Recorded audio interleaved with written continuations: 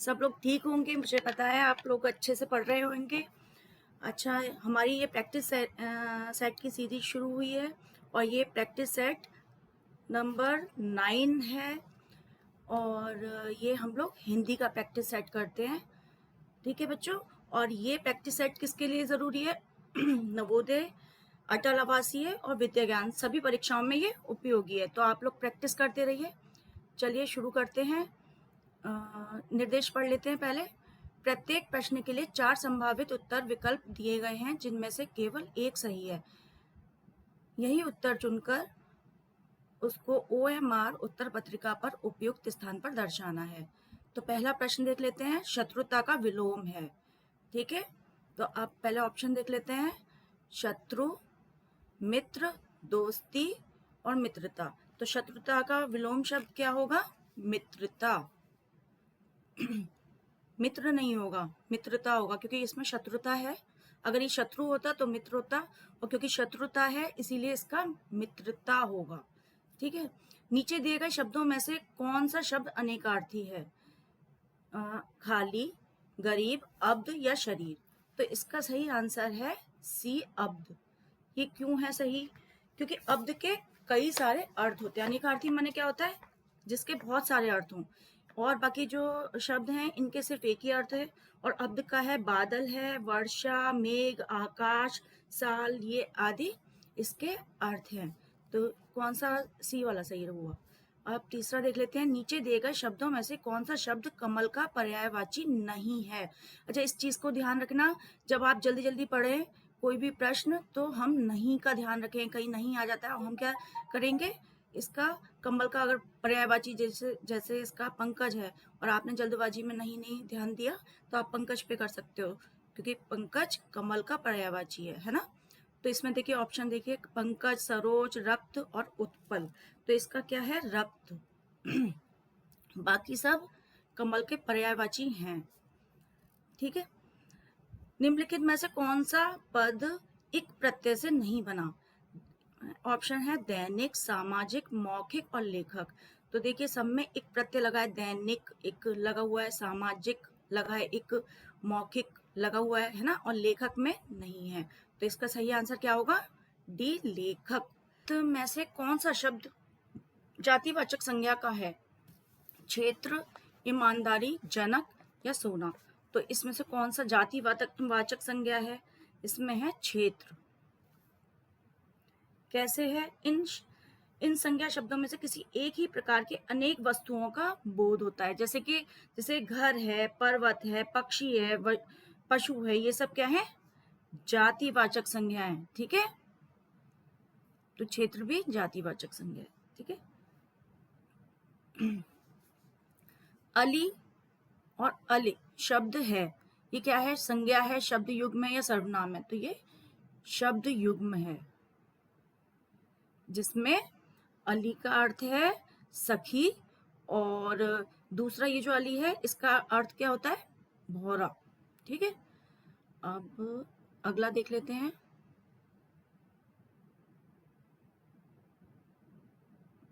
नदी का बहुवचन है।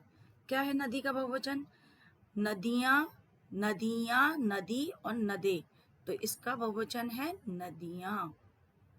ठीक है, अगला है सागर, सॉरी, गागर में सागर भरना का अर्थ है पानी भरना, थोड़े में बहुत कुछ कहना, गायब कर देना या मन में बसना। तो इसका बी होगा, थोड़े में बहुत कुछ कह देना। इसका जैसे वाक्य प्रयोग हम देख सकते हैं, क्या होगा? बिहारी जी ने अपने दोहों में गागर में सागर भर दिया, यानी कि कुछ ही शब्दों में, थोड़े में ही उन्होंने बहुत कुछ कह दिया। ठीक है, इस तरह मुहावरे का प्रयोग होगा। अगला देखेंगे, आंखों का तारा होना मुहावरे का अर्थ है। तो इसका है बहुत कमजोर होना, बहुत प्यारा होना, बहुत चमकदार होना, बहुत परेशान होना। तो इसका बी है बहुत प्यारा होना। ठीक है, सारे मुहावरों की आपको प्रैक्टिस करनी पड़ेगी, कोई भी मुहावरा आ सकता है। ठीक है, अच्छा 10वां है शुद्ध रूप छांटिए। संतुलन, संतुलन, संतुलन और संतुलन ये अलग अलग तरह से लिखा हुआ है, और इसमें से सही क्या है? संतुलन। ठीक है, ये बिल्कुल सही तरीके से लिखा हुआ है।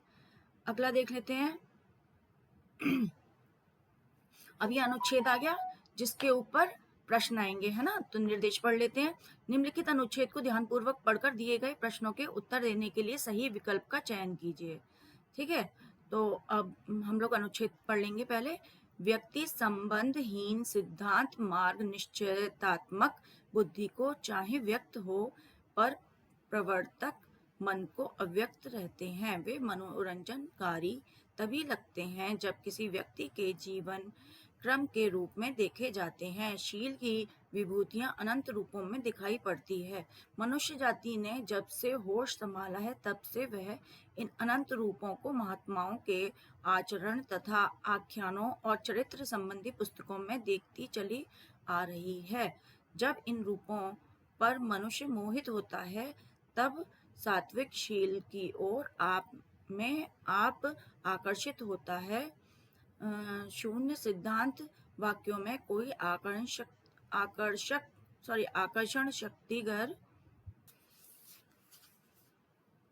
प्रवृत्तिकरण क्षमता नहीं होती। सदा सत्य बोलो, दूसरों की भलाई करो, क्षमा करना सीखो। ऐसे ऐसे सिद्धांत वाक्य किसी को बार बार कहते सुना वैसा ही क्रोध आ जाता है। जैसे किसी बेहुदे की बात सुनकर जो इस प्रकार की बातें करता जाए उससे तुरंत कहना चाहिए, बस चुप रहो, तुम्हें बोलने की तमीज नहीं, तुम बच्चों या कोल भीलों के पास जाओ, ये बातें हम पहले से जानते हैं। मानव जीवन के बीच हम इसके सौंदर्य का विकास देखना चाहते हैं। यदि तुम्हें दिखाने का की प्रतिभा या शक्ति हो तो दिखाओ, नहीं तो चुपचाप अपना रास्ता लो। गुण प्रत्यक्ष नहीं होता, उसके आशय और परिणाम प्रत्यक्ष होते हैं। अनुभवात्मक मन को आकर्षित करने वाले आश्रय और परिणाम हैं, गुण नहीं है। ये ही अनुभूति के विषय हैं। अनुभूति पर प्रवृत्ति और निवृत्ति निर्भर है। अनुभूति मन की पहली क्रिया है, संकल्प विकल्प दूसरी। अतः सिद्धांत पथों के संबंध में जो आनंदानुभव करने की बातें हैं, जो अच्छी लगने की बातें हैं, वे पथिकों में तथा उनके चारों ओर पाई जाएंगी। सतपथ के दीपक उन्हीं के हाथों में हैं, या वे ही सतपथ के दीपक हैं। सत्वोन्मुख प्राणियों के लिए ऐसे पथिकों के सामीप्य लाभ की कामना करना स्वाभाविक ही है। ठीक है, अभी हमने अनुच्छेद पढ़ लिया। अब इस पर आधारित ये प्रश्न है। 11वां प्रश्न पढ़ लेते हैं। मनुष्य सात्विक शील की ओर आप आकर्षित कब होता है? इसके ऑप्शन पढ़ लेते हैं। जब शील की विभूतियों के अनंत रूपों पर मोहित होता है। शून्य सिद्धांत वाक्यों को सुनकर। जब वह काव्य गुणों को पढ़ता है। निश्चयात्मक बुद्धि का जब उदय होता है। तो अभी हमने ये पढ़ा था, तो इसका आंसर है जब शील की विभूतियों के अनंत रूपों पर मोहित होता है। ये इस अनुच्छेद में आया था। हम ऐसा भी कर सकते थे, पहले प्रश्न पढ़ लेते फिर अनुच्छेद पढ़ते, तो हम लोगों को जल्दी इसका आंसर पता चल जाता है ना। और ये अपने मन से नहीं करने हैं, ये अनुच्छेद के अनुसार ही करने हैं। प्रवृत्ति और निवृत्ति किस पर निर्भर है? कविता के आस्वादन पर, कविता के गुणों पर, अनुभूति पर, महात्माओं के आचरण पर। तो इसका आंसर क्या है? सी, अनुभूति पर। ठीक है। मन की दूसरी क्रिया क्या है? अनुभूति, सौंदर्य, प्रत्यक्षानुभूति, संकल्प विकल्प। ठीक है, तो इसका क्या आंसर होगा? संकल्प विकल्प। फिर है व्यक्ति संबंधहीन सिद्धांत मार्ग मनोरंजनकारी कब लगते हैं? निश्चयात्मक बुद्धि के अभाव में, सिद्धांतकारी वाक्यों को सुनकर, जब वे किसी व्यक्ति के जीवन क्रम के रूप में देखे जाते हैं, या सत्वोन्मुख प्राणियों के वचन सुनकर। ठीक है, तो इसका क्या आंसर है? जब वे किसी व्यक्ति के जीवन क्रम के रूप में देखे जाते हैं। अगला है,